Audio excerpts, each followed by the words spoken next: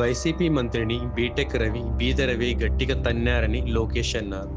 YCP హయాంలో ఓ మంత్రిని మండలిలో టీడీపీ ఎమ్మెల్సీ బీటెక్ రవి, బీద రవి గట్టిగా తన్నారని మంత్రి లోకేష్ సంచలన వ్యాఖ్యలు చేశారు. ఆ ఘటన బయటకు రాలేదని, పరువు పోతుందని వాళ్ళు బయటకు చెప్పుకోలేదని పేర్కొన్నారు. సిబిఎన్ ఒక మాట చెబితే అందరూ అదే మాట మీద నిలబడ్డారని గుర్తు చేసుకున్నారు.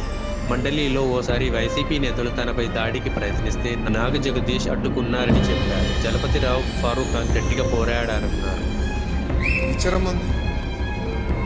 కొల్లన్న వాళ్ళ కుటుంబం తరతరాలుగా పార్టీ కోసం కష్టపడ్డారు, నిలబడ్డారు. ఇట్లా అందరూ ఉన్నారు.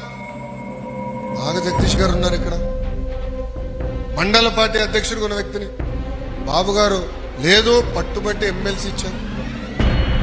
అదే పట్టైనా వైకాపా వాళ్ళు నా పైన కౌన్సిల్లో దాడి చేయాలనుకున్నప్పుడు నిలబడ్డాడు. ఆనాడు బీదా రవి గారు కానీ, బీటెక్ రవి గారు కానీ ఒక మంత్రి గారిని కూడా గట్టిగా తన్నారండి కౌన్సిల్లో. అది బయటికి రాలే, వాళ్ళు చెప్పుకోలేకపోయారు. అంతే చెప్పుకుంటే పరుగు పోతుంది.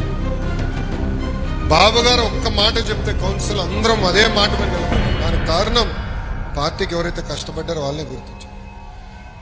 చలపతిరావు గారు కూడా ఇక్కడ, గురువుగారు ఇక్కడనే ఉన్నారు. ఆయన కూడా ఆనాడు ఉండే. ఆయన గంటలు గంటలు పోరాటం. ఆయన వయసుకి ఎంత అరిశారు తెలుసా? రోజు పెద్దయినా నిలబడ్డాడు ఓపిక. ఫరూక్ అన్న వెళ్ళు నిలబడ్డారండి. ఒక వ్యక్తి నా పైన దాడి చేసాక వస్తే గట్టిగా ముందరికెళ్ళి పోరాడింది బుద్ధన నాగ జగదీష్ గారు. రెండోసారి ఈ నెల ఆయన కొట్టబోతే ఈయన పట్టుకున్నా, ఈయన దొరుకుతాడా? 2 చేతులు సరిపోలేదు రాబాయ్.